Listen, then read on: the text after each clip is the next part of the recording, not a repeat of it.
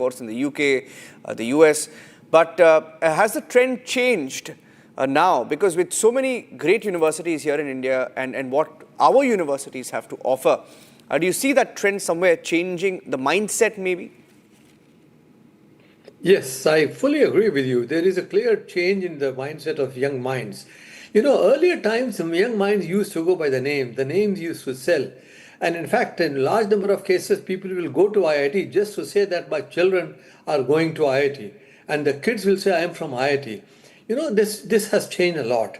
Also because, as I said, in one of the countries that used to attract the largest number of students from every part of the world was the US.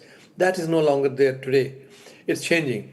And also the fact is that today, as rightly mentioned, large names were given about the top universities in the government sector, we already know. But as you rightly pointed out, there are not enough seats in the government sectors. The IITs cannot take more than X number of students. JNU cannot take, Jamia Millia cannot take, IIMs cannot take, AIMS cannot take. So what do we do? And that's where the big names that have just been mentioned, and the names are growing. What is happening today?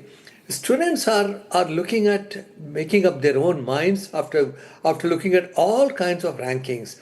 I think one of the good things that the universities are now evolving to among themselves is, what is employability of their students? When you drive on the road that goes from Noida to Delhi, yes, big banners say this university students, the cost to company CTC is these many crores. Now that is what the students look at. How saleable I would be after this? Yeah. What can I do for I think that's a very important point. And that the student makes up his or her mind. Of course, these channels assist, these rankings assist, but they do independent due diligence. Yeah. Okay. I'll get in both Professor Vinay Kumar and Rachit before I end the show. Mr. Hasnain spoke of universities and what universities have to offer. Are you seeing a trend? He mentioned very interestingly the Delhi-Noida Expressway, and there are many universities between Delhi-Noida Expressway. With so many universities, what are each of these universities offering to students which is different from the other?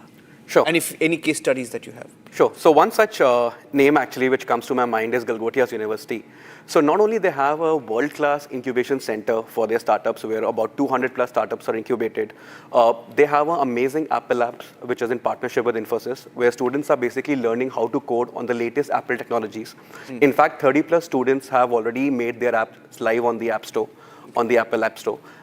They have an amazing NVIDIA center where kids are getting best of the technologies and everything to learn and to play around with. Plus, a lot of hardware is being offered to students, whether it's in robotics, AI, or 3D printing. So they are actually getting hands-on with the latest technologies, mentorships, and everything. When we look at professional education in streams like pharmacy, law, and hospitality, students today are asking a slightly different question than they used to earlier. It is no longer about which course to choose. Increasingly, it's about where will I actually learn how to work in the real world. And in that context, one university where we are beginning to see some interesting signals is Galgotias University. Now, according to the latest QSI Gauge subject rankings, the university has received the highest platinum rating across several professional disciplines, including hospitality management, pharmacy, and law, legal studies. Now, what makes these recognitions meaningful is that they are not based only on curriculum. They look at teaching quality, infrastructure strength, employability readiness, research orientation, and industry engagement within each discipline. And that matters today because in professional education streams like these, outcomes depend far more on exposure and learning environments than only classroom instruction. And there is another shift that is quite noticeable at the Galgotias University. Traditionally, when we spoke about startups on campuses, we mostly associated them with engineering or management students. But what we are beginning to see now is the participation coming from professional disciplines as well. And this is exactly the kind of change that students and parents are quietly paying attention to today while evaluating institutions across these emerging professional career streams. Okay, Professor Vinay Kumar, one question that I wanted to ask you at the beginning but slipped out. See, there are universities that are branch out, right? I mean, it's they mushroom. I mean, SRM is one example because you're largely successful. And even Mr. Hasnain explained how there are some universities, by virtue of the quality of education that they have to offer, there is demand for these universities, not just typically, for example, you started off in Tamil Nadu, but you're not just in Tamil Nadu. You've spread out far and wide. You're in the Northeast, right? You're in Andhra Pradesh, you're in different parts of the country. How do you maintain that quality of education everywhere? So, in a certain sense, for instance, let's take the example of engineering. Engineering, we are there in the this field for about 40 years, and over the years we have developed the curriculum. We have also sort of refined courses in a certain way, but there's a knowledge that system that got built over a certain period of time, right? And then we have a huge faculty development initiative that continuously we are actually trying to improve our faculty members so that they are abreast with the latest changes, and such curricular inputs are actually coming into the classroom. So we have built knowledge systems, and therefore what happens is if you have to actually start another university in Sikkim or in Andhra Pradesh or in Sonipat, we have the requisite frameworks where it is easy to actually sort of recruit new faculty and train them so that the quality issues are not there. And so in other words, some areas where we have core competencies, those areas are very easy to replicate. But we're not just stopping there. We're building capabilities in every other, area. For instance, law is another area that we're actually focusing now. And then in the next few years, we would want to be one of the best law school in the country. And, similarly in humanities, we are trying to basically make a mark. So we're building our knowledge capabilities as we speak. And every university, essentially if you are investing in your faculty, that is what is going to show in everything. And, College Dunia tracks perception and how people are actually, trying to apply for new courses. Now, that's not going to happen if things are not happening inside the classroom, Yeah, fantastic. A great conversation, and it was good to have all of you with us on this broadcast. Professor Vinay Kumar, Sanchit, Rachit, and Mr. Hasnain, thank you for taking the time out and being with us on this edition of Republic Education Rankings powered by College Dunia. Look forward to speaking again.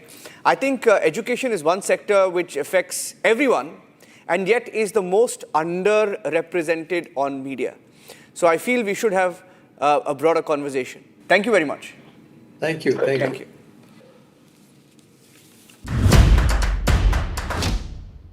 Join International Institute of Hotel Management. Call 983-10-50,000. अने इस घर में कुछ है जो टूटता नहीं। ये पिलर कभी नहीं टूटेगा। रुंगटा स्टील टीएमटी से बना। रुंगटा नहीं तो घर स्ट्रॉन्ग नहीं। रुंगटा स्टील टीएमटी बार एकदम सॉलिड। चमकी चाट से क्या बना है? सैंडविच लस्सी और छाछ और हर घूंट में चमकी चाट। ड्राई फ्रूट और दही बड़े। चमकी चाट से स्वाद बढ़े। असली स्वाद सिर्फ चमकी चाट। केसरिया से मन जोगी हुआ रे, दिल झूमे देखो मतवारा हुआ रे। केसरिया से मन जोगी हुआ। हर पल मनाओ केसरी त्योहार। विमल, बोलो जुबान केसरी। थोड़े में ज्यादा स्वाद, यही तो है इसकी खास बात। वाओ मामा, क्या स्वाद है? अरे मेरे राजा, सबका राजा आरती और मसाला।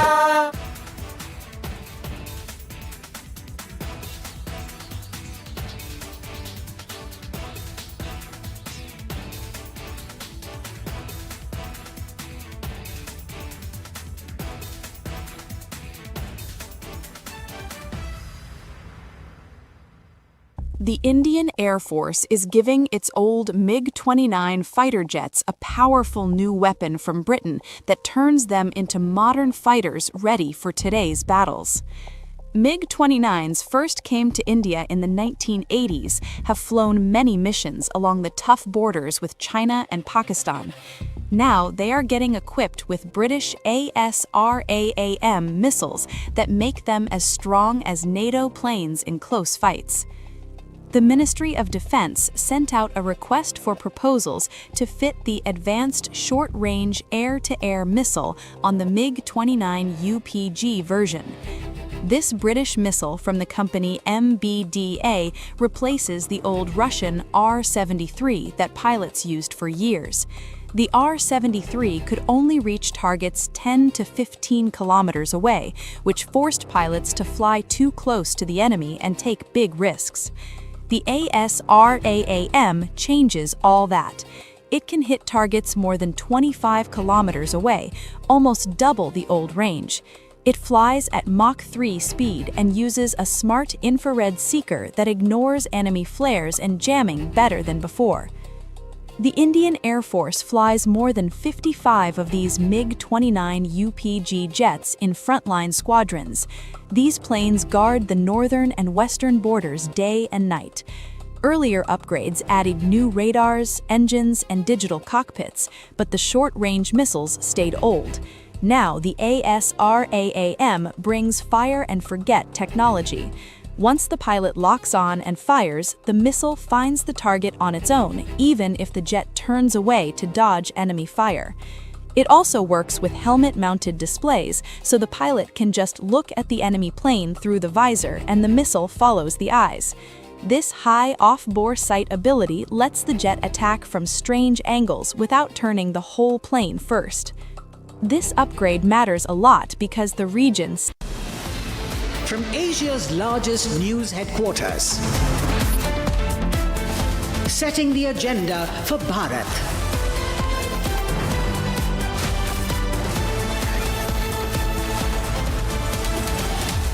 You're watching Republic.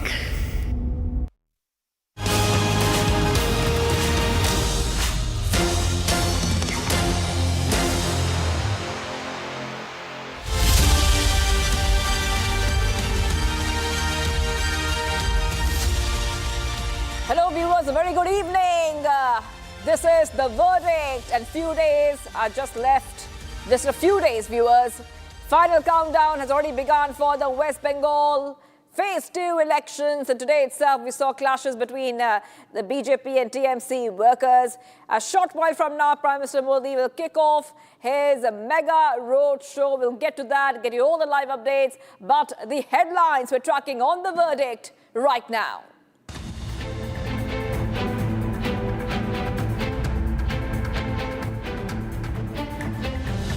The top headlines on the verdict. Speaking at a rally in Thakur Nagar at Bengal's North 24 Parganas, PM Modi says the first phase of polling has shattered TMC's arrogance. Massive slogan face-off in Havra. BJP cadres chant Jai Shri Ram. TMC workers chant Jai Bangla. Sloganeering soon escalates to violent clashes. ECI issues clear message to Kolkata police officials ahead of polls, warns of action and inquiries if incidents of violence or threats are left unchecked. ECI holds a crucial high-level meeting in Kolkata ahead of Phase 2 polls. A total of 2,321 companies of CRPF deploy. Rajya Sabha MP Sudhanshu Trivedi says a separate battalion will be formed to protect women when BJP comes to power in Bengal.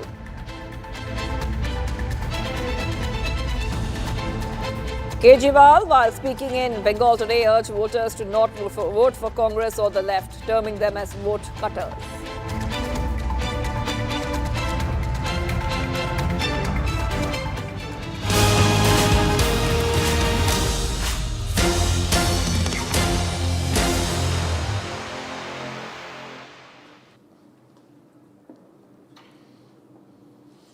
All right, getting you these live pictures of Prime Minister Modi. This is a very long road show that he has embarked upon in Kolkata, 7 kilometers long.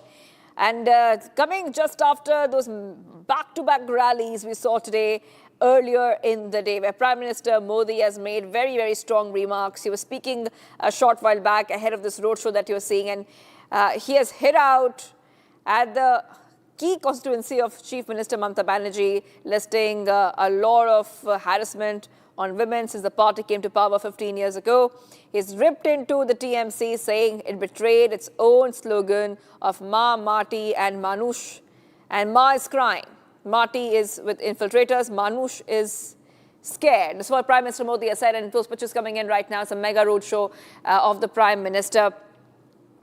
Just after those multiple rallies that he has been holding. So we can see that the campaigning is ongoing, and all political parties are putting their best foot forward just ahead of phase 2 of the West Bengal elections. We saw that the phase 2 saw record voter turnout. So all high hopes for the next phase of West Bengal elections. So live pictures coming in from Kolkata. We can see that many have turned up in huge numbers, and we can see a very enthusiastic crowd has turned up to get a glimpse of the Prime Minister, and a huge support that we are seeing there. Pictures coming in there from Kolkata. So big updates coming in here, viewers, and PM Modi, he came out with a lot of statements today when he was addressing those rallies, and he said that every sister and daughter of Bengal has now risen against the merciless TMC government, and we saw a glimpse of this in the first phase of voting. This is one of the top updates we're getting for you here, as Prime Minister Modi is holding that very, very important roadshow. And just speaking a little bit more about the last phase, the first phase of West Bengal polls, we saw that West Bengal has voted in an overwhelming way in the first phase, with the turnout figures crossing 91%. Both the BJP and the TMC have claimed it indicated support for them. The next phase of polling will be held on April 29th, and the counting will be on May 4th. So remember, do not forget to watch us on May 4th, when Arnab and the entire team will be getting you the fastest numbers here. So we're counting down to result day, but before that, of course, campaigning is continuing for the phase 2 of the West Bengal elections. We'll try to go across to our reporters as well to understand what is happening on the ground. But Prime Minister Modi is embarking on this very long road show, and Harsha is joining us. Harsha, yes, these are pictures coming in. Huge enthusiasm can be seen there. Prime Minister Modi waving to the crowds. It's a 7-kilometer road show. So from which area to which area is this road show covering, and what is happening on the ground? So right now, what we see is that just now PM Narendra Modi had a visit at the Tadaria Kalima temple, and after that, this Prime Minister Narendra Modi road show, which will begin from PK Pal Avenue and will be going till Khanna Crossing. This road show is almost 7 to 8 kilometers roughly, and there is the next another road show in the heart of the Calcutta. Earlier, Prime Minister Narendra Modi had done the road show in the Howrah, and that time we saw there was not only a road show but also a Pad Yatra, and how there was immense enthusiasm and the ecstatic visual of the people of Kolkata, which we saw only of catching a glimpse of Prime Minister Narendra Modi. But what we see here is that this entire area, if we talk about this place of Calcutta, this will also have a lot of emphasis on the Maniktala seat, from where TMC has fielded candidate Shreya Pandey, and she been fielded against BJP's Tapas Roy. So you see, Tapas is a very strong candidate of BJP, and today's Prime Minister Narendra Modi's roadshow here will have a lot of emphasis. Will have a lot of emphasis on how the ground movement will mobilize, and how this entire belt will have a lot of impact on the citizens of West Bengal, and how they are going to cast their vote as well. One thing which we have naturally seen Prime Minister Narendra Modi's roadshow is that people coming organically to watch PM Modi, to catch a glimpse of PM Modi, and to also giving out a message of change, giving out a message of wave of change, the Parivartan which, most of the people in West Bengal are speaking about. And also BJP has been stating that earlier there was some sort of fear psychosis, but what we see is that now there is no sort of fear psychosis. Right now, no one talks about the fear psychosis. People are speaking openly about the fear psychosis, that there's no more fear psychosis. They are being very vocal and very blunt regarding what is the need of the West Bengal. And right now, these visuals of the roadshow of Prime Minister Narendra Modi, which we see that it has already begun, and all eyes on this roadshow because tomorrow is the last day of campaigning. So already BJP has put everything at stake regarding how many leaders are campaigning in the state of West Bengal. Not only PM, but PM, HM, chief ministers, the MPs, the ministers. All of them right now here are in West Bengal, putting their all, because BJP very well knows that this is the time where the votes have to come in the pockets of BJP. And after the first phase, and in its highest voter turnout of 91.9%, BJP party is immensely sure about that this is the election they are going to win. And the second phase becomes very much important because in second phase in 2021, the NC party got 123 out of 140 seats and BJP backed only 18 seats. But if this time we talk about, BJP is expecting that they will at least get 50 to 60 seats. They're expecting seats in Howrah region, Hooghly region, South Calcutta, North Calcutta, Purv Bardhaman. They are believing that they are very hopeful that this time they will get seats where they have never got seats, because this time the Mathura belt or the Hindu belt, the Bengali belt and non-Bengali belts all will come together. And also this time the entire votes are consolidating. The Hindus are coming out openly to vote, and that's the reason why BJP is very confident of winning the battle of West Bengal this time. Right now on the visuals, we see that this is the evening, 5:30 in Kolkata. We saw Prime Minister Narendra Modi waving at people who are there to get a glimpse of Prime Minister Narendra Modi, and the security arrangement, this entire Maniktala area. If you talk about Maniktala, you have all sort of category of people, voters here in Maniktala. You have the Bengalis, you have non-Bengalis, you have minorities that are very less in number. You have we have the voters here from the SC community as well.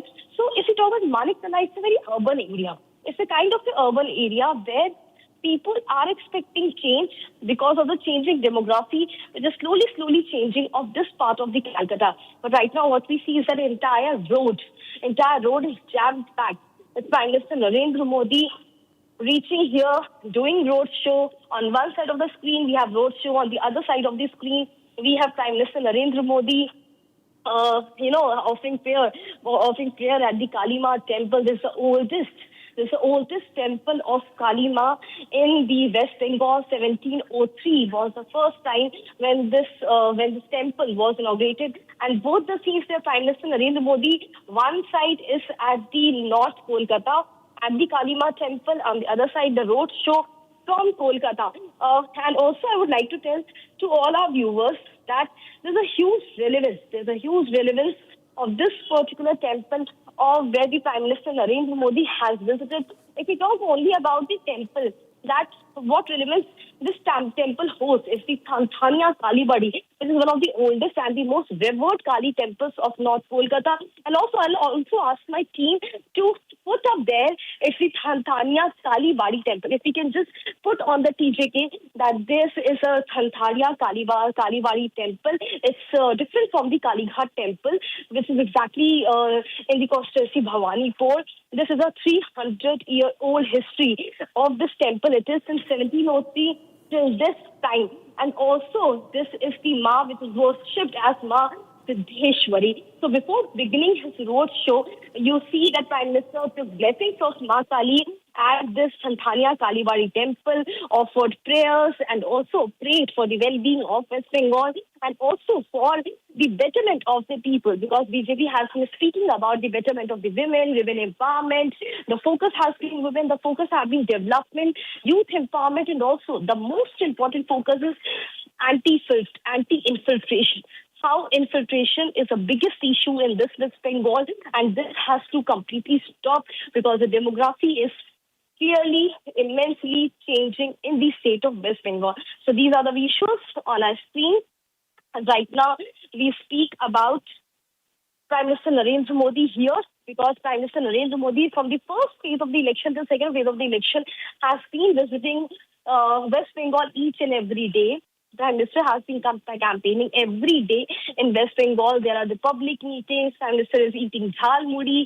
There are the reels coming out of Prime Minister Narendra Modi when he went to Hooghly, had a boat ride, interacted with the boatsman over there and the community of all of them. But today in North Kolkata, especially the Manikalla region, we see women. You see women in huge numbers who have turned up at the roadshow of Prime Minister Narendra Modi just to have a glimpse and also showcasing their trust on the party, showcasing that how this time they need a change. This time there is a wave of change, which Modi has been stating about. So these are the visuals on our screen. Yes. Stay on, Harsha. Stay on, Harsha. I just want to show these pictures to our viewers once again. North Kolkata area.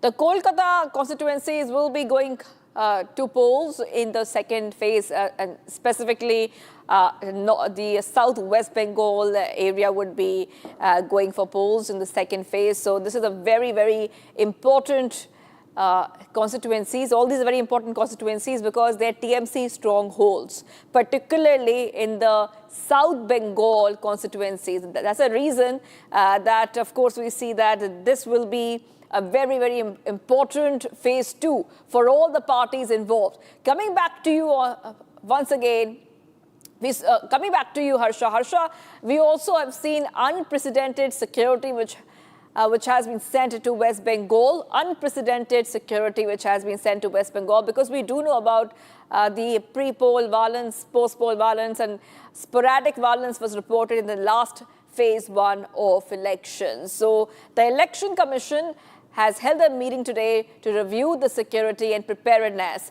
So that is a very important angle ahead of phase 2 elections.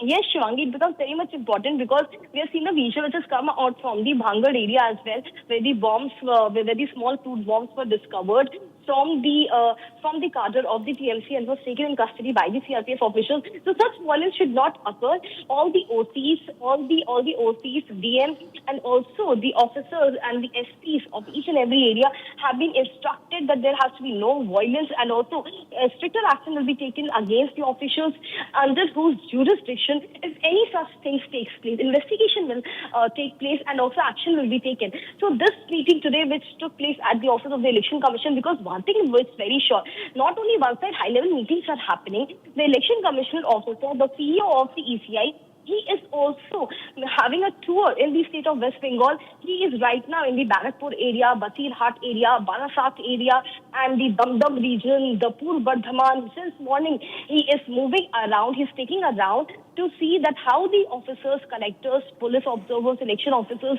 are working on ground. And they have to ensure that the polling booths are strictly packed.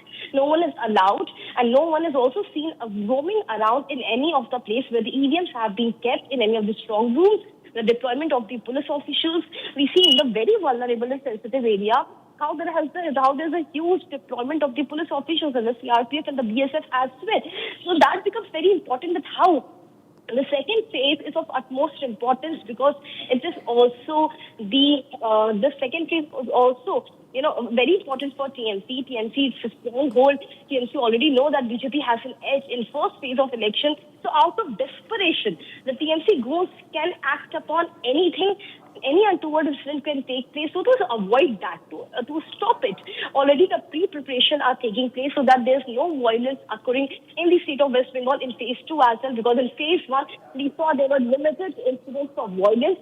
Just 2 to 3 which were reported, not major incident of violence, which has happened first time in the history of the election in West Bengal. And Prime Minister, the Minister, everyone applauding the election machinery, the police machinery, the paramilitary machinery for conducting a fair election, intimidation-free election, because for which each and every citizen came out of their house just to cast vote, and there was no fear, no intimidation. So that also should reflect in the second phase, which is very much important because TMC has a very strong hold in the Howrah region, Hooghly region, Kolkata port area, South Kolkata, North 24 Parganas. Majority are Muslims. So that should completely stop. No untoward incidents should take place to ensure all these things. The high-level meeting took place today, and simultaneously on one side on our screen, the pictures, which speaks a lot itself. In fact, Shivangi, even if we me and you, if we don't speak, just look at the visuals, the colorful visuals from the streets of Maniktala. One can't ignore that BJP has turned its strategy into something else from 2021 to 2026. The strategy they adopted in the 2021 was completely different. But right now, the strategy they have adopted, no one knows about it. No one is aware about what kind of steps they have taken to ensure such trust amongst the citizens of West Bengal. These are the visuals. Massive roadshow, massive 7-kilometer roadshow, which is just begun at around 6 o'clock, Shwangi, when we started speaking about it. We see the huge and the wider visual. Not a single place is vacant. Everywhere we see the people, the citizens, the locals, the shopkeepers.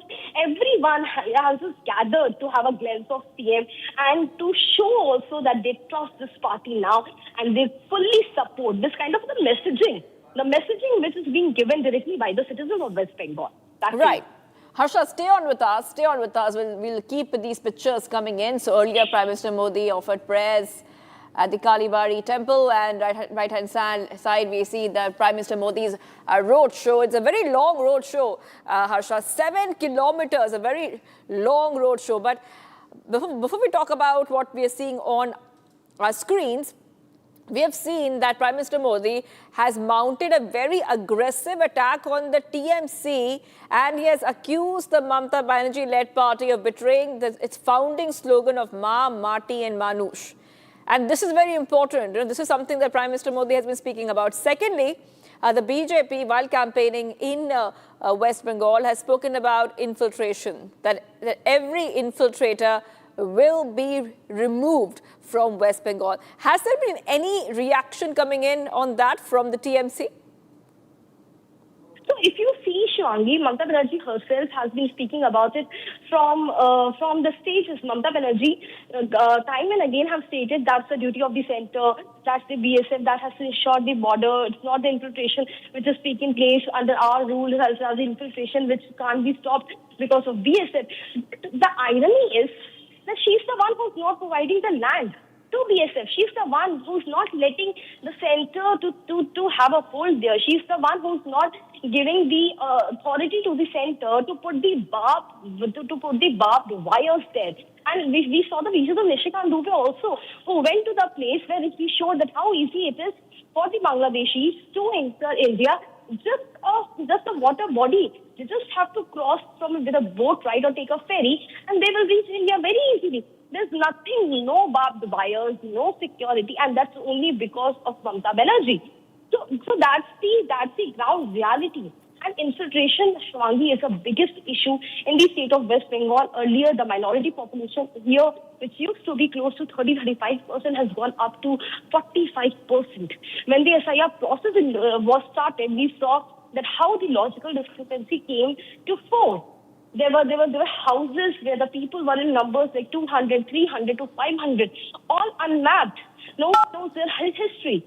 And more than 7 lakh, it was being stated that more than 7 lakh already during the process of SIR went back to Bangladesh, just with the fear that if this party comes to power, they will not be allowed to live here. So better to go. And how many names have already been deleted who are not the people of West Bengal, who are just living here?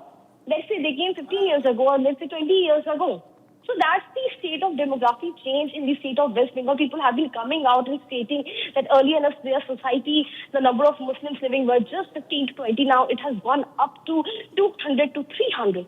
That's the reality of the Kolkata we are talking about. That's the reality of the center of Kolkata we are talking about. So demography has not changed in a day, in a month, or 6 months, or in a year. It has changed in almost 15 years since the time Mamata Banerjee has taken the throne in the state of West Bengal.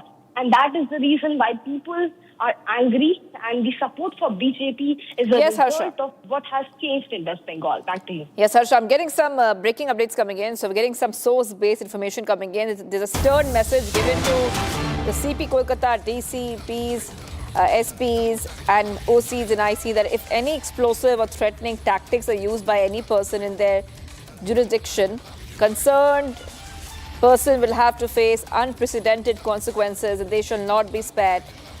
So threatening material will also be seized. Will have to face unprecedented consequences. This is a huge update coming in here. And Harsha, like we were discussing, the source-based information coming in, but like we were discussing that a huge battalion has been sent already. When we talk about the forces, security forces have been sent to West Bengal because the Election Commission was ready for any kind of incident, quote-unquote incident, violence that would take place in West Bengal. But now they are very clear that the Kolkata top cops need to make sure that any kind of vandalism, violence has to be contained at the beginning. That's a very important message coming in. Yes, Shivangi, this is indeed important to stop the violence occurring in phase 2 election. We yesterday saw how from several places the money was seized. Money was seized also. We saw the CCTV footage from the Diamond Harbour polling station also, and the police officials, DM and the SP of the Diamond Harbour was immediately suspended because we saw the video of how miscreants of TMC in the bike they were going across TMC and going across the booth, and they were also trying to intimidate the locals in Diamond Harbour to not vote in favor of any other party. They just have to vote for BJP. And after that video came out, immediately the action was taken by ECI. The officers of the Diamond Harbour were immediately suspended. Disciplinary action has been ordered against them. And such action is the need of the West Bengal right now, Shivangi. Because here in the past, we have seen the entire administration working in cahoots with the TMC party. It's the administration and government of West Bengal working together. That was the reason why people never voted fairly. And never ever voting happened fairly. We have seen in past booth capturing, rigging of votes happening in the state of West Bengal. To stop all those things, these actions are continuously being taken, and therefore it has been stated: explosives, miscreants, anything which is violence related or which is directly related to creating unrest or creating any untoward incident in the phase 2. Harsha, hold on for a second there. Yes. So security has been tightened for phase 2. We have put out those visuals for you as well, and that information, because we'll see the highest deployment in Kolkata itself. 273 CRPF companies will be deployed. Kolkata districts, constituencies are going to be very important this time around. I want to go back to the road show which is happening. Let's go back to the road show.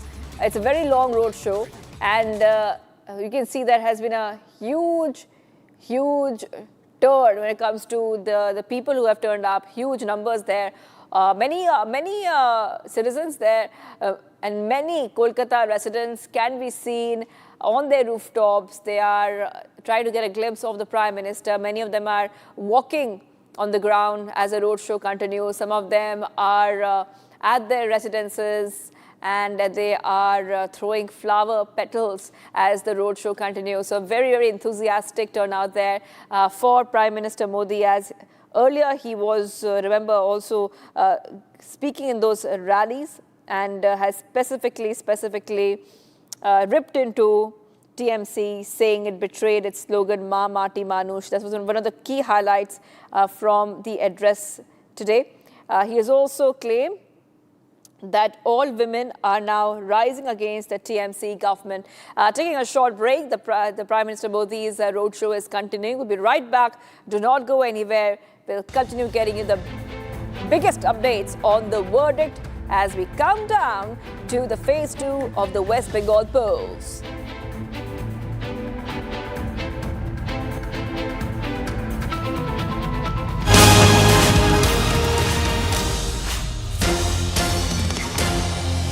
थोड़े में ज्यादा स्वाद यही तो है इसकी खास बात। वाओ मामा, क्या स्वाद है? अरे मेरे राजा, सबका राजा और मसाला। QS and THE, the world's foremost university rankings organizations, have ranked Amity amongst the top 3% universities globally, making it among the very few Indian universities to be included in both rankings. Yet another top ranking for Amity University. चमकी चाट से क्या बना है? आलू चाट या fruit चाट, स्वाद बनाए चमकी चाट। क्या बात है? स्वादिष्ट पकोड़े और परेशान, अरे चमकी चाट है इसकी जान। असली स्वाद सिर्फ चमकी चाट। केसरिया से मन जोगी हुआ रे दिल झूमे देखो मतवारा हुआ रे केसरिया से मन जोगी हुआ हर पल मनाओ केसरी त्योहार। विमल, बोलो जुबान केसरी।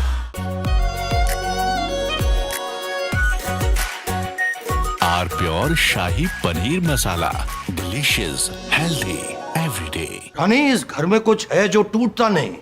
ये पिलर कभी नहीं टूटेगा। रुंगटा स्टील टीएमटी से बना। रुंगटा नहीं तो घर स्ट्रॉन्ग नहीं। रुंगटा स्टील टीएमटी बार एकदम solid.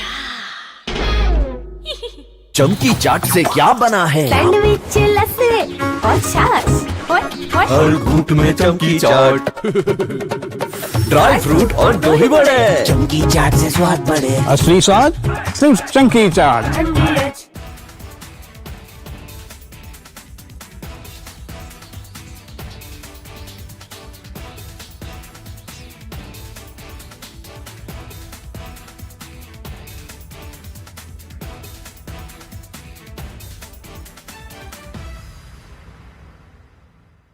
The Indian Air Force is giving its old MiG-29 fighter jets a powerful new weapon from Britain that turns them into modern fighters ready for today's battles.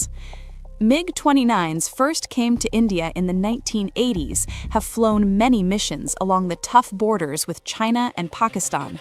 Now they are getting equipped with British AS.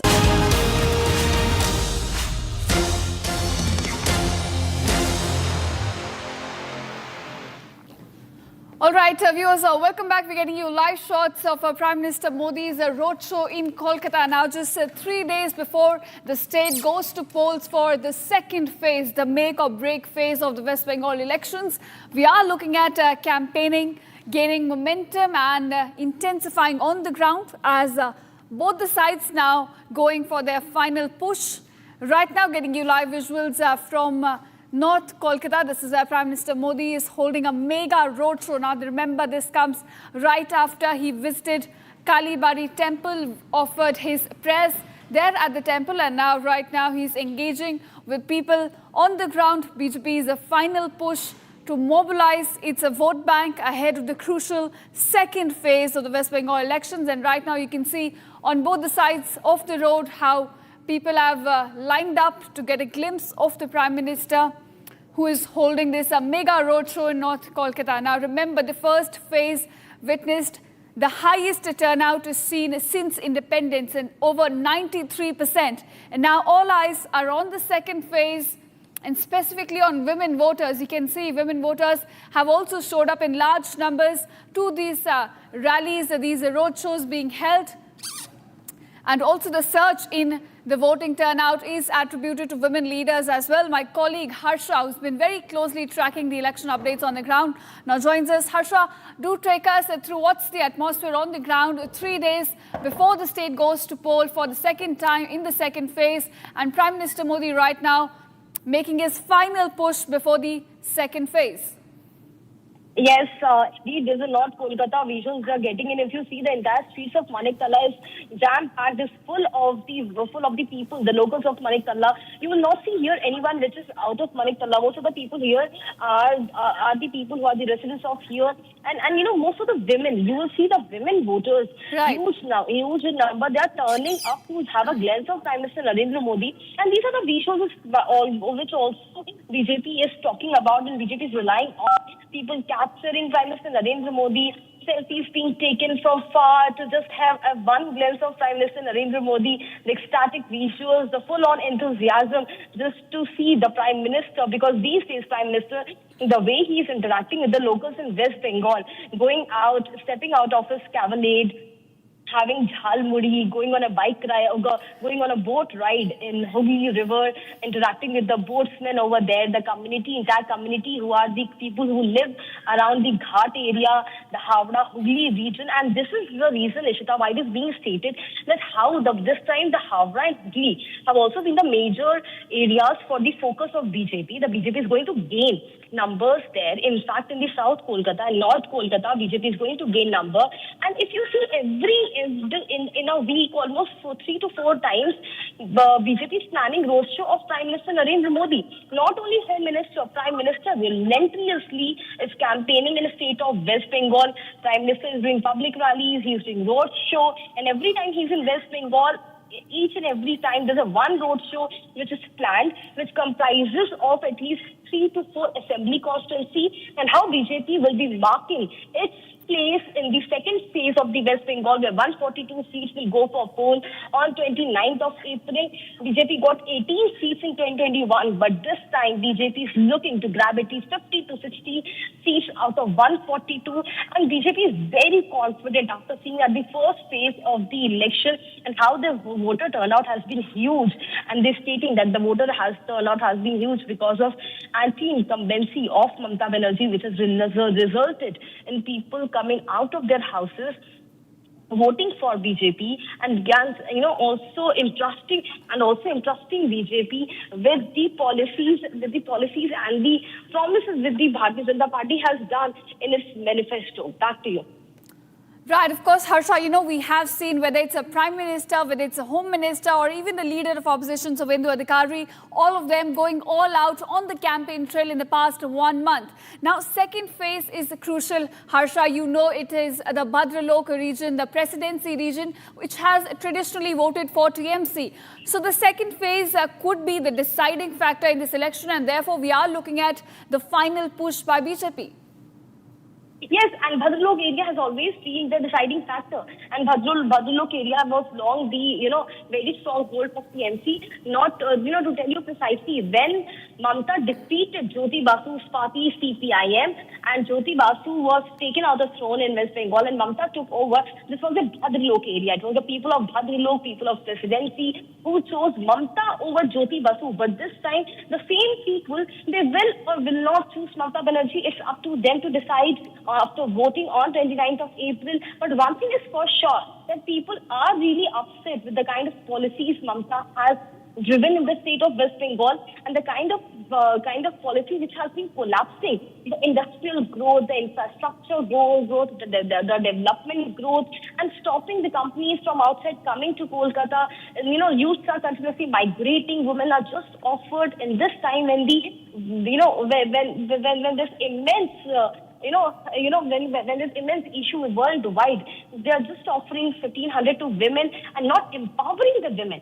BJP has been talking about to empower the women. There's a difference, and this is why the women voters are coming in huge number wherever Home Minister is leading, wherever Prime Minister Narendra Modi is going. And there's also clear messaging showcasing that this time fear psychosis is not anymore. And Ishita, one thing for all our viewers to know, that after first phase of voting, people are more bluntly, more vocally, more more coming out, speaking regarding change, regarding distrust, regarding the Parivartan, as it is said in West Bengal. They are not scared. Right. Before first phase, we saw there's some sort of fear in the people of West Bengal. They never speak openly against the TMC because they're always afraid of something or the another untoward incident could happen to them or their family members. But this fear psychosis have completely it's completely distinguished. It's blurred. It has been chucked out of West Bengal. The visuals clearly showcases the Prime Minister Narendra Modi campaigning today in North Kolkata. It is also a stronghold of TMC party, and TMC has fielded Shreya Pandey, whose father was in the ministry in Mamata government. She comes from a house which has a strong, strong history of being affiliated with TMC and with Communist Party. She is the daughter of, an ex-minister fielded against Tapas Roy from BJP, and Prime Minister doing a roadshow from here sends across a lot of message to the people of Maniktala that this time who they want to vote, who they want to go out and vote for. They want to vote for reform, for restraint, or they want to vote the same anti-incumbency, or they want to vote only on the basis of cultural sentiment. Cultural sentiment has been the pitch of Mamata Banerjee all along in this election. But what we see here is this: the BJP has been speaking about reform, anti-infiltration, and the clearance of the demographic, which has immensely changed how they are going to bring in a commission against the demography once they come to power. But this is completely opposite of what Mamata Banerjee has been offering in the manifesto. Back to you. Right, Harshana, I agree with you. You know, one welcome change has been the fact that the fear that had set in the hearts and the minds of people with regards to poll violence now seems to be diminishing. We are looking at more and more people coming out and participating in this big election festival. I also want to ask you that we are looking at women voters specifically coming out and participating, and it is attributed that the surge that we witnessed in the first phase of election was due to women voters coming out in large numbers and exercising their franchise. How do you think, this women vote base can become a deciding factor in this election? Because even as part of BJP's election pitch, we have seen they have been focusing on women voters.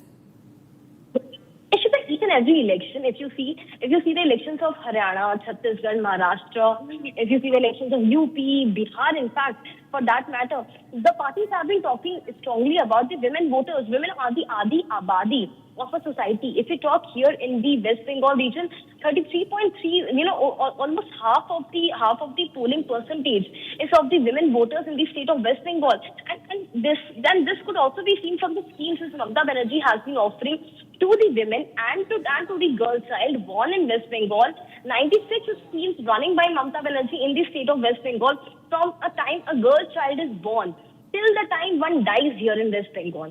There's a scheme for pension, there's a scheme for health, there's a scheme for, giving empowering the girl child of a BPL family to get, to take care of them, to ensure they're married well. So government provides them money for that as well to the BPL category. That is a kind of the freebie. There's one way, this is one sort of the freebie culture only, which people chucked, because of which people chucked out Arvind Kejriwal in the union territory of Delhi. Similar is going to happen for Mamata Banerjee as well. Never ever a scheme or a policy was driven in West Bengal, Ishita, to empower women. To tell women that you can go out, you can work, the employment will be generated, you can earn well.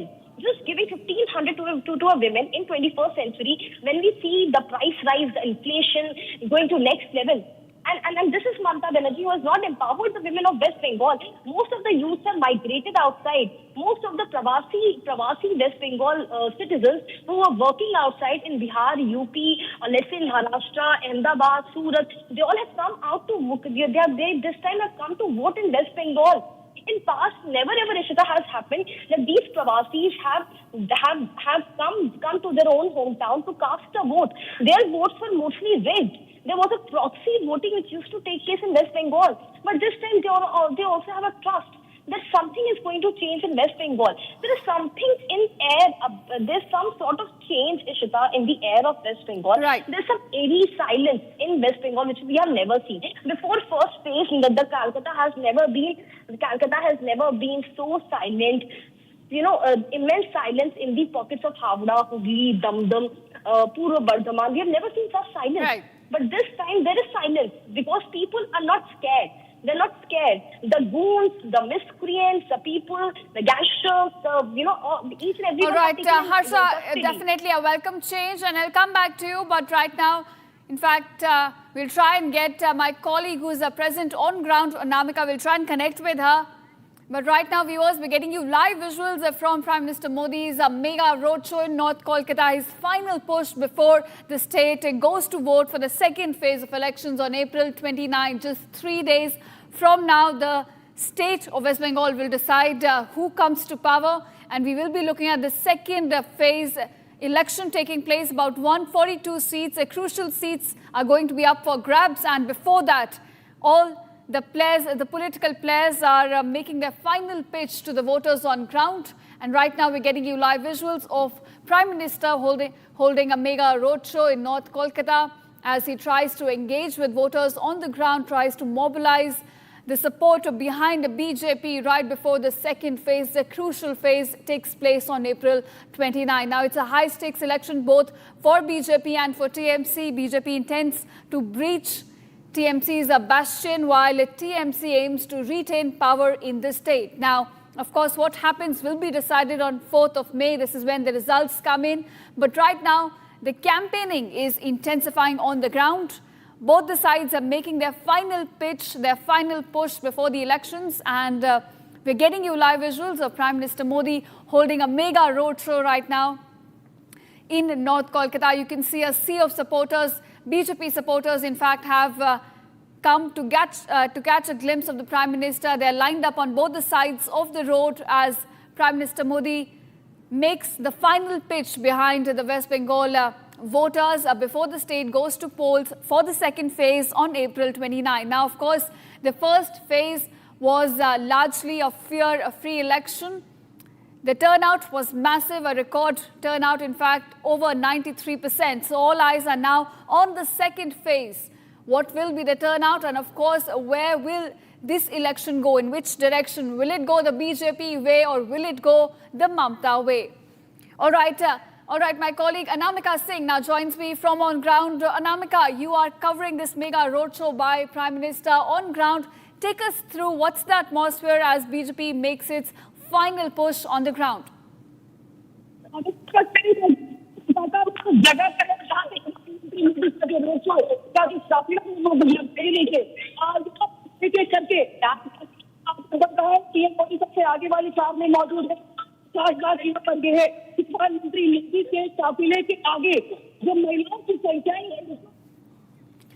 All right, viewers, there's some technical issue. We'll try and connect with my colleague there. But right now, getting you live visuals from Kolkata. It's a high-charge Sunday in West Bengal where we are looking at election campaigning intensifying on the ground.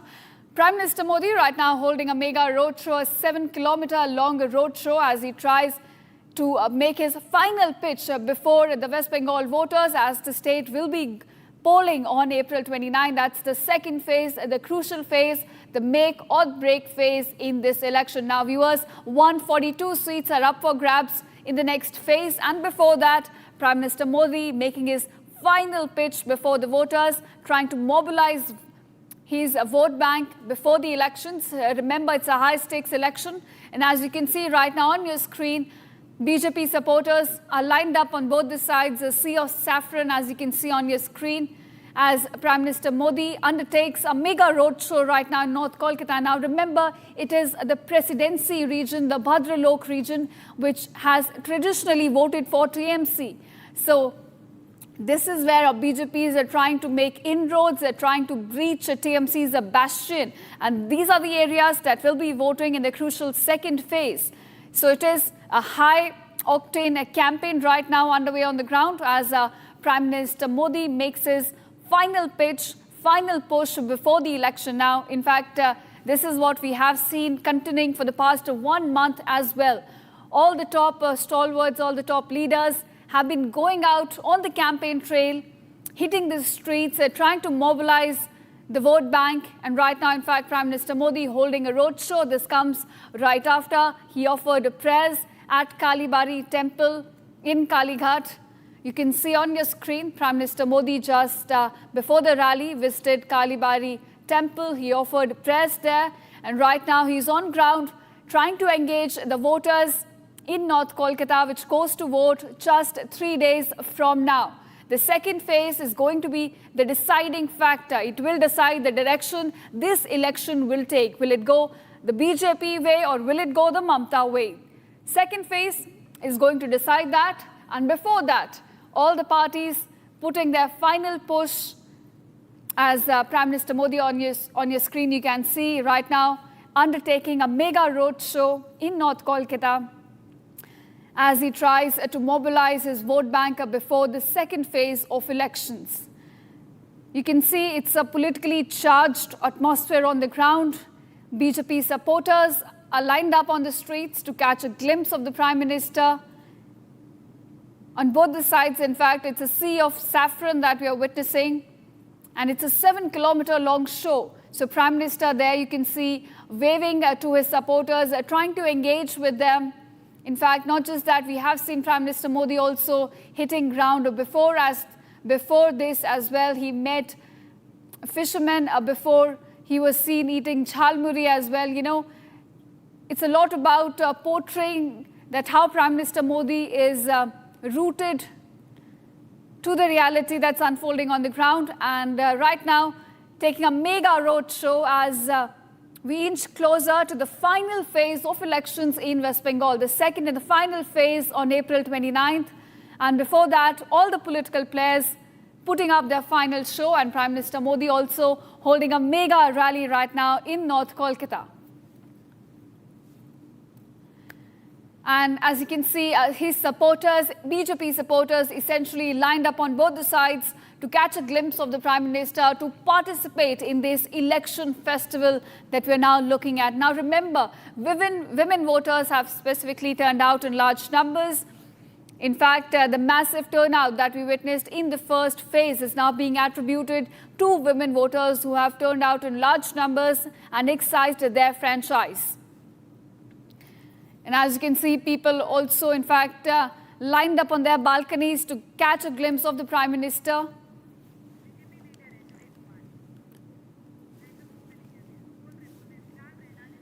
All right, viewers, right now on your screen, you can see how the campaigning is now just stretching into its final phase. Prime Minister Modi offering prayers at Kalibari Temple, followed up by a mega roadshow in North Kolkata. And in fact, joining me on the broadcast is Joy Kumar Malik. He's a BJP leader. Thank you, Mr. Malik, for joining us on the broadcast. I want to ask you, sir, what is it looking like for BJP on the ground? Now, Amit Shah has said 110 seats will go to BJP out of 152 in the first phase. What are you expecting from the second phase? People of Bengal are just waiting to witness a history. A new history is like to be written very soon. It is the first time in the history of West Bengal after independence that we have seen so much of voting in the first phase, and we are expecting the same on the second phase as well. The first time in Bengal, in my life actually, I've seen election going on, no bombs hurled, no guns fired, no murders, nothing. Absolutely a peaceful vote. And in the second phase also, we are going to see a very peaceful election, a very peaceful voting, and people are going to come out because they need a change. And what you are seeing on the screen right now, it's nothing but it's proving that people are out on the streets and they are absolutely decided, they have absolutely decided that this time they will change, they need a change. Bharatiya Janata Party will be making the government in West Bengal this time. Right, Mr. Malik, you know, it's a welcome change that elections in the first phase have been violence-free, fear-free, and we're hoping the same to continue for the second phase as well. And I want to ask you, the second phase is more crucial because you're looking at the Bhadralok region going to vote, a region that has traditionally aligned with TMC. So how crucial is this phase for the BJP as well? Yes, you're true. Actually, this area or the phase 2 locations were a bit positive for the Trinamool Congress in the last few years, the last few elections. But this time, Bharatiya Janata Party has made all the preparations. And as you said, the Bhadralok of Kolkata, as well as all the metros, total Kolkata, Mahanagar, and Dakhin 24 Pargana, every nook and corner of phase 2 is prepared and well prepared by Bharatiya Janata Party. And as the Honorable Home Minister has said that in the phase 1, we are expecting 110 plus. I'll tell you, we are expecting another 80 to 90 plus in the phase 2 seats. And obviously, we are also expecting absolutely peaceful voting this time, and that is the absolute reason why we are expecting so many seats. And look, this is also important. You have to understand that people of Bengal didn't witness this kind of environment during the elections. Like you see, almost 1.5 months gone, people have been campaigning, all the parties have been campaigning. In the last few elections, we have seen like in 20-25 days, minimum 10 murders, 10 dead bodies, people like bleeding, bombs settled. This time, nothing as such.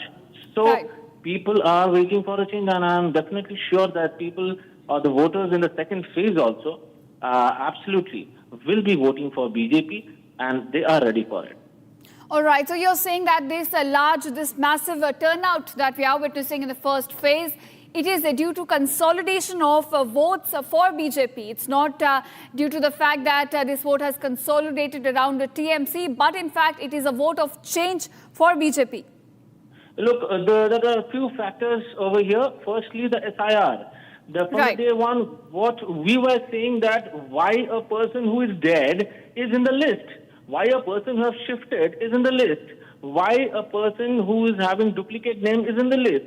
So what Election Commission have done, firstly have removed those names, and what Trinamool Congress used to do for the last few elections, that they used to use these voting numbers to rig. After, 2 p.m., 3 p.m., they used to rig the whole booth, and they used to use this number of vote banks to encash or win the election. But this time, this is a big headache and this is a big nightmare for Trinamool Congress, that they couldn't do anything because the dead voters are gone, the duplicate voters are gone, the people who have shifted, they are gone. This is number one. And number two, absolutely the anti-incumbency is a big factor.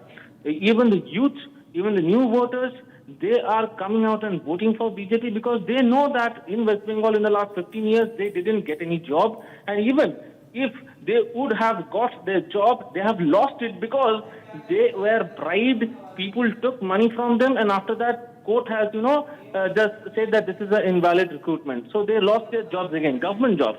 And when it comes to the Mahila, people like the female voters, they didn't forget RG Kaur, they didn't forget Sandesh Khali, and they didn't forget the Chief Minister of Bengal, being a female Chief Minister of Bengal, saying that if you have a problem, don't go out after 8 p.m. in the night. So this will be a big revolution this time. All right, so you're saying it's anti-incumbency, over women issues, over corruption, which has now resulted in a massive turnout. Mr. Joy, thanks so much for joining us on Republic Broadcast. We'll, of course, have to see how this turns out for both the players on 4th of May. Thanks so much. Thank you so much.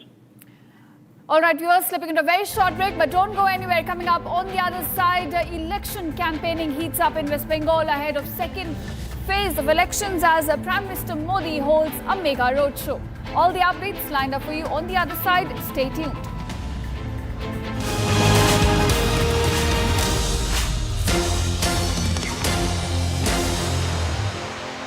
QS and THE, the world's foremost university rankings organizations, have ranked Amity amongst the top 3% universities globally, making it among the very few Indian universities to be included in both rankings. Yet another top ranking for Amity University.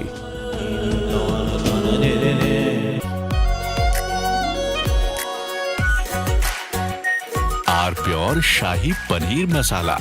Delicious, healthy, every day.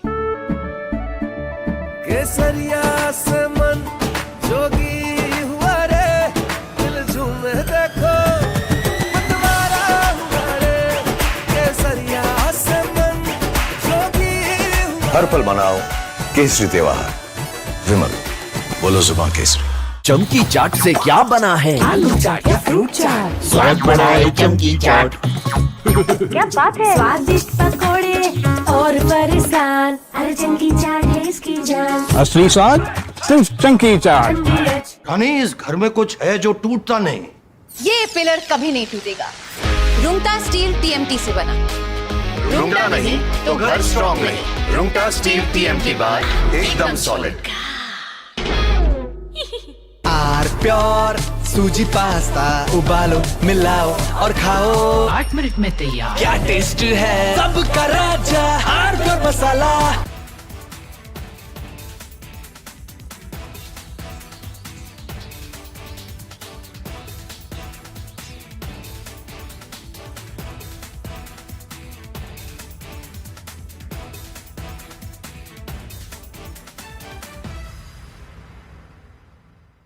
The Indian Air Force is giving its old MiG-29 fighter jets a powerful new weapon from Britain that turns them into modern fighters ready for today's battles.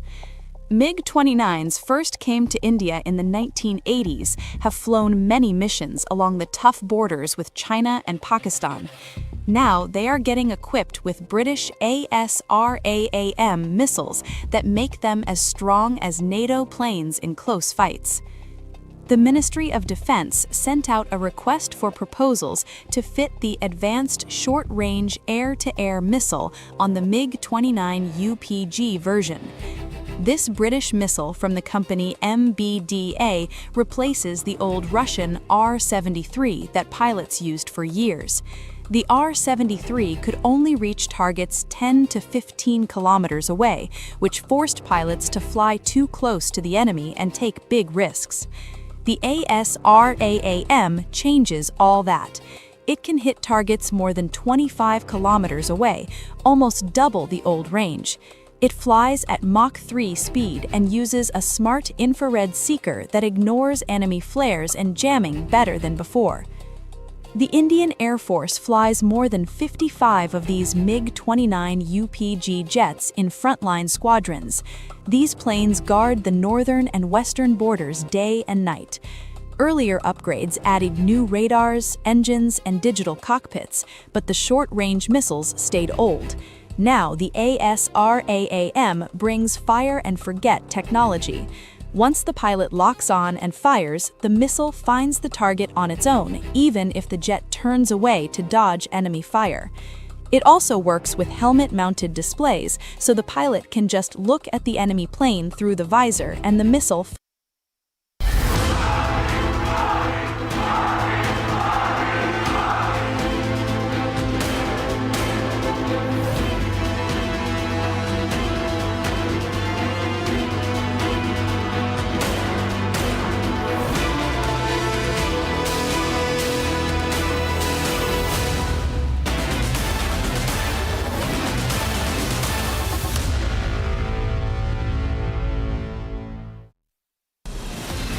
from Asia's largest news headquarters,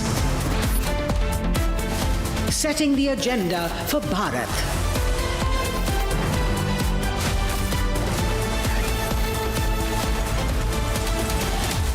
You're watching Republic.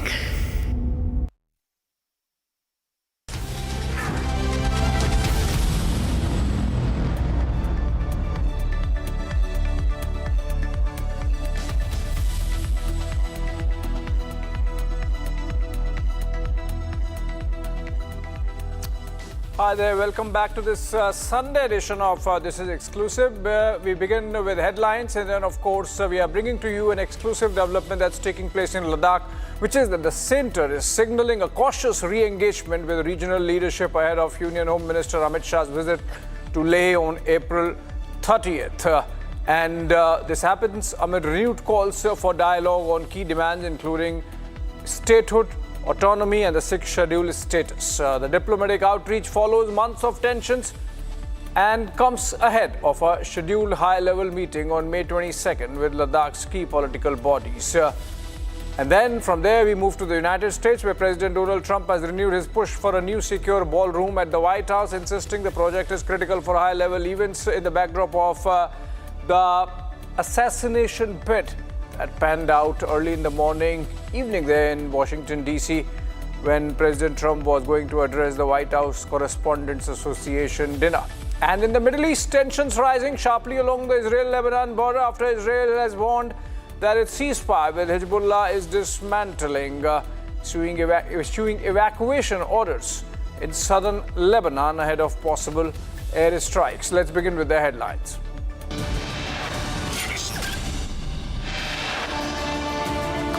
Centre to resume political talks with the stakeholders aiming for a lasting solution to Ladakh's demands.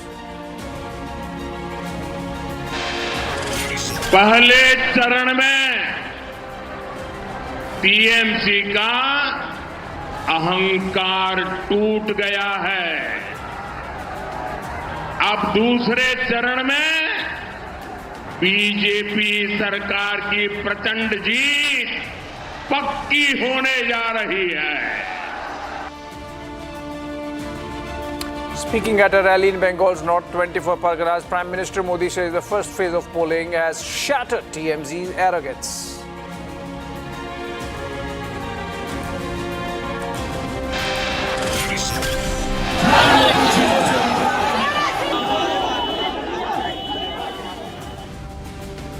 Clashes between BJP and Trinamool at cadres at one BJP candidate's roadshow in Havra over slogans. Police resort to lathi charge.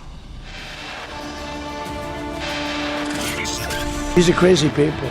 These are crazy people, and they have to be dealt with. We had that in the second attempt, as you know, and he's spending life in prison. Because if you let him out, they'll probably, if he serves 10 years or 15 years, you let him out, he'll probably try it again with somebody else. They're sick people. His first reaction on the assassination attempt, Trump says shooter apprehended, let the show go on. Adds not the first time Republicans have been attacked. Shooter's Democrat credentials now in focus. 31-year-old Cole Thomas Allen allegedly donated $25 to Harris's presidential campaign.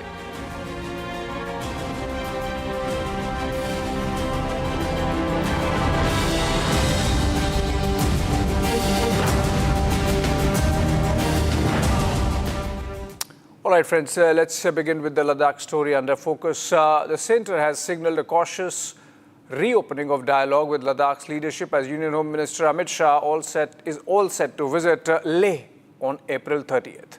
The visit comes weeks after activist Sonam Wangchuk welcomed the revocation of his detention under the National Security Act as a positive signal and called for renewed talks to address the region's trust deficit.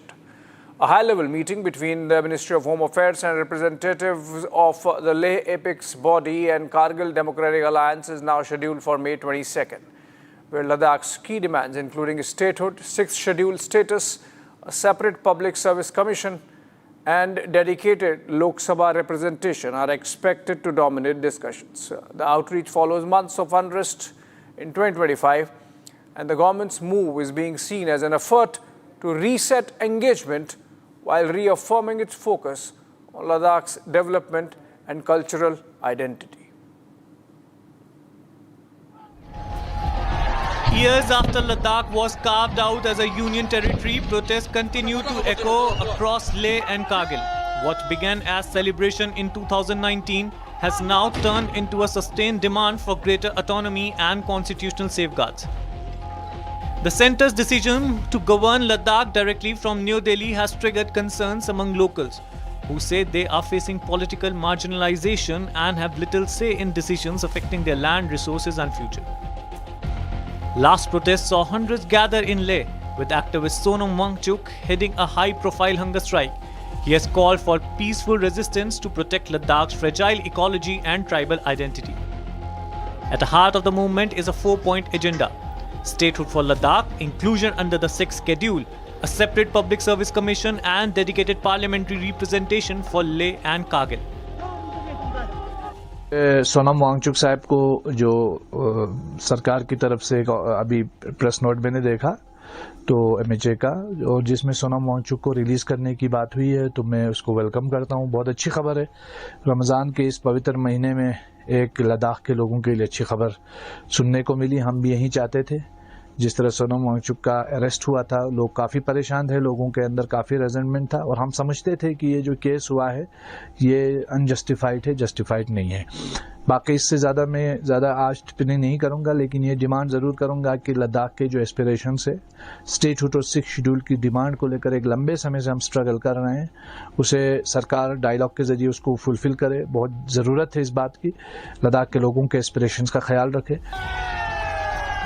Local groups, including the Leh Apex body and the Kargil Democratic Alliance, say new laws allowing outsiders to settle and do business have intensified fears over land rights and cultural erosions.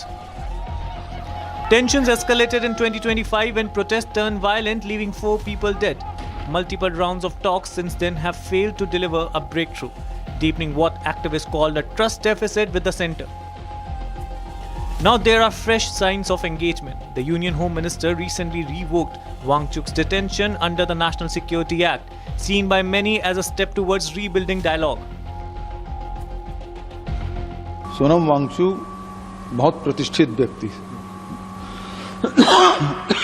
देश को प्रतिष्ठा दिलाने के अनेक काम उन्होंने किए और वहाँ के जो आंदोलन है प्रकृति को बचाने के लिए, इन्वायरमेंट को बचाने के लिए जो आंदोलन किया, उसे दबाने के लिए षड्यंत्र पूर्वक उसके प्रतिष्ठा को दागदार बनाने के लिए उनको एनएसए में गिरफ्तार कर लिया गया। अब चूंकि 2 दिन बाद उसको जवाब देना सरकार को, उसके पास कोई जवाब तो है ही नहीं, तो कोर्ट से छूटना था तो 2 दिन पहले वो मजबूरी में छोड़ रहे हैं। उनके खिलाफ कोई सबूत नहीं है, लेकिन 170 दिन जेल में रखे ऐसे प्रतिष्ठित व्यक्ति जो देश नहीं दुनिया उसको जानती है, ऐसे व्यक्ति को आपने गिरफ्तार किया। ये पाप किया है भारतीय जनता पार्टी सरकार ने। Union Home Minister Amit Shah is set to visit Leh from 30th April, marking his first trip since last year's unrest. The visit is being positioned as a push to reconnect with the region's concerns. A crucial meeting between the centre and Ladakhi representatives is scheduled for 22nd May. For many in Ladakh, the outcome could determine whether their demands for identity, autonomy and representation are finally addressed or protests continue. All right, Sajjad Kargili, political activist, joins us live from Kargil. Sajjad, you of course welcome this development, but even earlier the government was willing to talk. The activists were the problem, like they were not willing to talk. So now that Sonam Wangchuk is back and the government has again made the offer, you are saying you welcome it. I believe the LAB would be flexible in terms of negotiations with the government this time. Well, thank you for having me on this debate. First of all, we will welcome Honorable Home Minister, Union Home Minister Amit Shah ji, who is likely to visit Ladakh soon. I think this is the first visit after this 24th September incident, which, last time where 4 of our youths have been killed and many arrested, many injured. Now the situation is coming, it's becoming normal. Sonam Wangchuk Sahib has been released and 2 other our activists and leaders, Deldan Namgyal and Smalla Dorje, were also being released on bail. We hope that this will rebuild the trust which is trust deficit which was happening since the formation of the UT, because people of Ladakh were unhappy with the setup which has been introduced, where there was no voice and there was a democratic vacuum and constitutional safeguard was not included in that union territory formation. Now I hope that Honorable Home Minister's visit will open a new chapter. We are hopeful, and it will also resume the meaningful dialogue which our Honorable LG has already announced it. And we hope that we will see forward, and people of Ladakh are not happy with the protests which are going on. But these protests are happening out of compulsion, because people are compelled to do protest, because there is no voice for the people of Ladakh. There is youths are jobless. There is no constitutional guarantee or safeguard for our land, for our culture, for our identity. So I hope, and we all the people of Ladakh hope, that this visit will open a new chapter for Ladakh. But can you assure that the elements who created that situation last time, where things went out of hand on the law and order front, that's taken care of at the end of the LAB and the activists and the protesters? I think the protest was quietly peaceful initially last year, and when the police has opened fire and for that thing, the police did not. Sorry, I am interjecting, but the police did not open fire on peaceful sitting protesters. The police opened fire when the law was taken into their hands by some of these activists, and we know their connections. We have seen the linkages of some of those people who were throwing those Molotov cocktails with the Congress party. These all are the accusations, and the accusation made by our former DGP also, who said that we have arrested a PIO, Pakistan intelligence operative. But there is no one is exists till today. And I think for that reason, an investigation, judicial inquiry committee has been formed, and they will produce their report soon, and the truth will come out. And we are hopeful that this time we are looking positively on this visit of Honorable Home Minister, and we want to see that something fruitful must come out, because we people of Ladakh are also waiting for so long, because we have seen so many dialogue has taken place, but nothing concrete has come out. But this time on May 22, the government have announced it to resume dialogue, and we hope that these dialogues would be fruitful. Okay, it would last not be question meaningless. before I let you go. What has we have seen the change of posturing by Sonam Wangchuk. You think even the government, with the change of the Lieutenant Governor, has softened its position, and so you're looking forward to a positive round of dialogue? The positive thing is that Honorable Lieutenant Governor has reached to us with both Apex Body and KDA, and he did separate meeting with us when he was in Kargil last time, and we have discussed all these issues, and he has assured us that he will be a bridge between the government and the Ladakhi stakeholders, and we hope that he will do a positive role. He will play a positive role in this meeting and in the forthcoming meeting, and also as a bridge between the government of India and the Ladakhi stakeholders. The final thing is, which we are demanding our constitutional guarantees, the 6th schedule, which BJP has promised to the people of Ladakh 7 years ago, which has not been fulfilled yet. And we don't have public service commission. The youths are jobless. There is no such policy for to giving a job for the youths of Ladakh. That's why the people are so much, angry, and there are apprehensions. But now our Honorable LD is reaching to the leadership, to the locals, and our Union Home Minister is also visiting.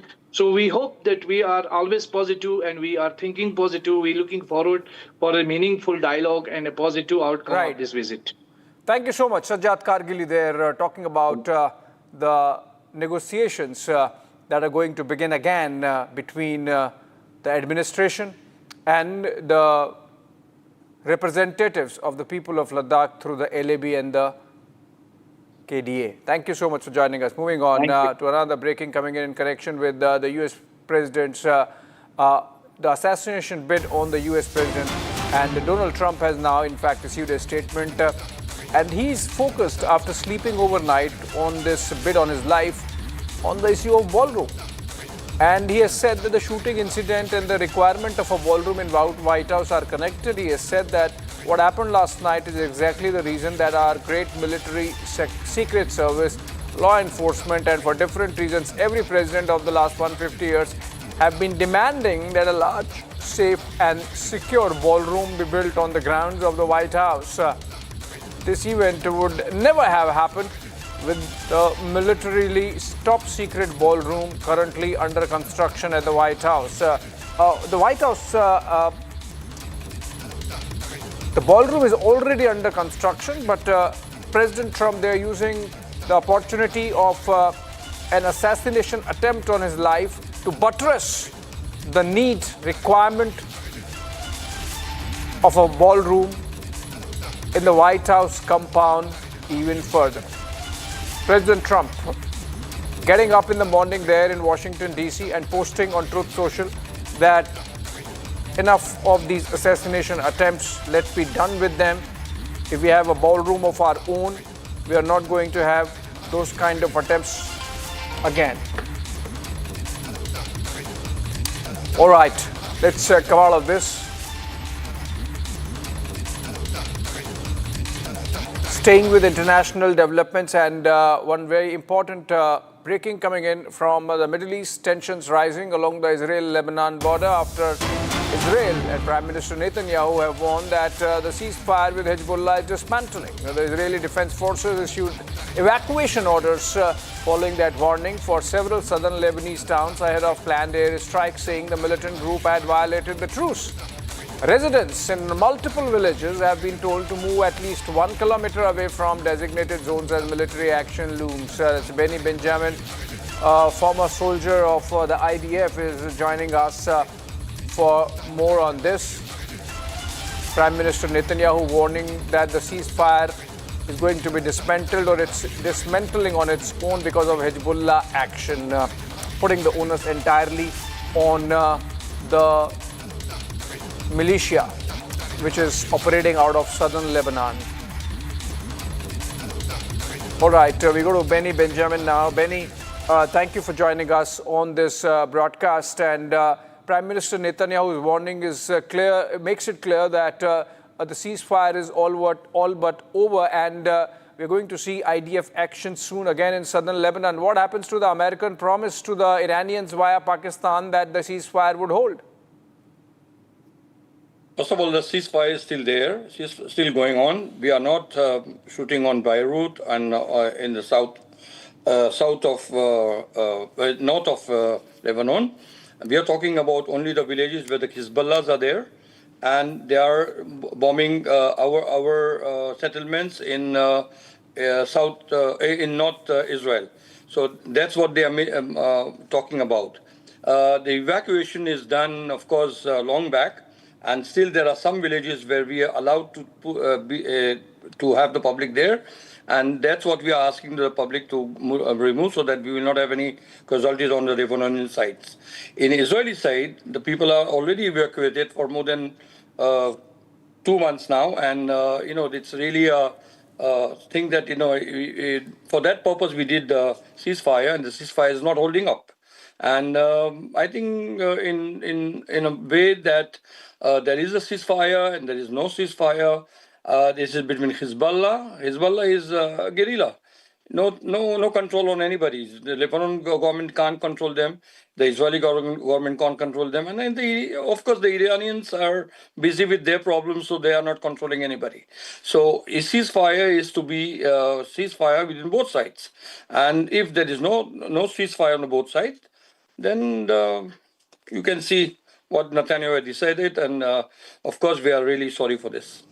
Okay, you think at the high diplomacy table saying sorry would suffice, and the Americans would take it in their stride? And how soon before action? Because if Prime Minister is saying so and the IDF are evacuating, then obviously it's building up to action, military action. See, if I was a political person, I was not telling you sorry, yes. That's difficult. That's something else. I'm a real citizen where I don't have any clues about war and anything now. But still, I think that the Lebanon people, they're seeking for peace with us. They're talking with us. The Lebanon government also is talking, and till the end of this month, I think there will be a meeting between Netanyahu and the president of Lebanon. So that is there. But Hezbollah is something else. It's a terrorism proxy of Iranians, and they are working through the Iranians. So I don't know who is controlling who, but that's a big problem of course, of Lebanon, and very, very big problem for Israel too. All right, last question before I let you go. You said, the governments of Lebanon and Israel are talking, but it's not about Lebanon, the Lebanese government in Beirut. It's about the Hezbollah down south. So those talks are not happening. So, obviously, talks or no talks, the breach of ceasefire is building up. I think always the talks are always helping. Still the Hezbollah is in the Lebanese government. And I think it will help. But I think till we don't have a solution with the Iranian people, this will go on. I don't think it will stop. But still, always to try to speak, that's always good, and for both the countries. Because Lebanon always was, I don't say in favor of Israel, but they were in favor of peace. You can see we have two countries that we have got peace with them, Jordan and Egypt. Well, no soldier is killed and nobody is there, and we are all in peace. Of course, we are not good friends, we can call, but there is a peace between these two countries, and it's good, and I think good enough for us. All right, thank you so much, Mr. Benjamin, for joining us from Tel Aviv, and a perspective on whether ceasefire breach is really building up with the warning coming in from Prime Minister Netanyahu himself. Thank you so much for joining us. And in fact, there is a connected breaking news development coming in from the Middle East on the war situation, which is that Iran's Foreign Minister Syed Abbas Araghchi is set to return to Pakistan after concluding his visit to Oman before heading to Moscow later on Sunday evening. Now that's very interesting, which means that there seems to be some ping-pong diplomacy happening, because Araghchi spent a day yesterday in Islamabad. He flew out, went to Oman, and from Muscat, and remember Oman is one of the other mediators between Iran and the United States, though of course having taken a back seat in the present. And from Muscat, Araghchi is flying back to Islamabad. But what is interesting is that from Islamabad,